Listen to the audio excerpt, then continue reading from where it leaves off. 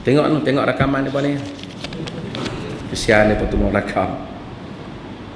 Uzlah bererti menurut Islam bermaksud bersendirian di suatu tempat bagi membolehkan seorang fokus untuk beribadat. Adakah amalan ini berlaku pada zaman Rasulullah dan para sahabat? Nabi SAW pada awalnya baginda menyendiri di Gua Hira, kan? Dia sebut wa kana yatahannas ay yata'abbad.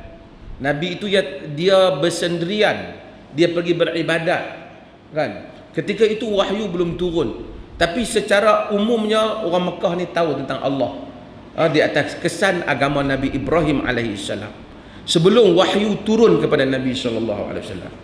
Kemudian setelah wahyu turun, bolehkah kita ni pergi beruzlah, tinggal tak dakwah? Tak boleh. Melainkan kita rasa kalau kita duduk dengan masyarakat kita, sama ada masyarakat kita duduk teruk ataupun kita jadi teruk. Kita rasa kita ni memang akan bagi kesan negatif kat orang, ataupun orang bagi kesan negatif kat kita, kita tak mampu hadapi masyarakat kita, kita boleh uzlah.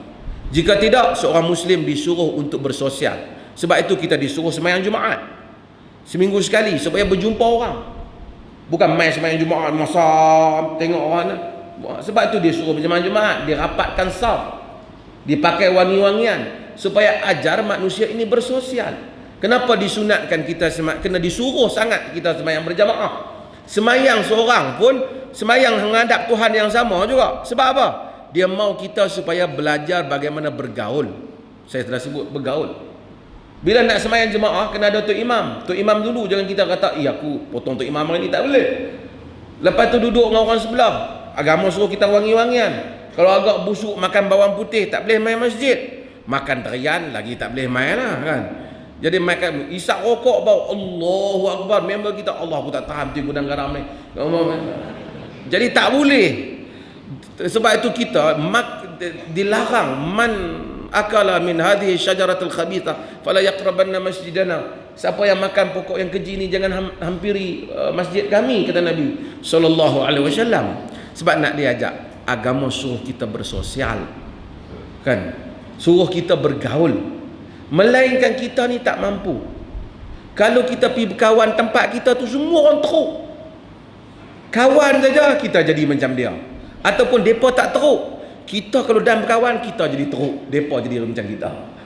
Kita kena masa tu kita boleh bersendirian.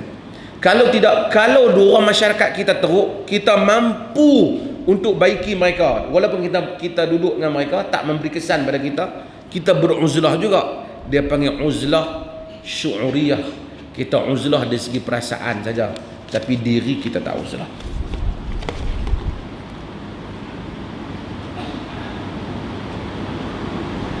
Seorang ibu bawa anak kecil ke masjid untuk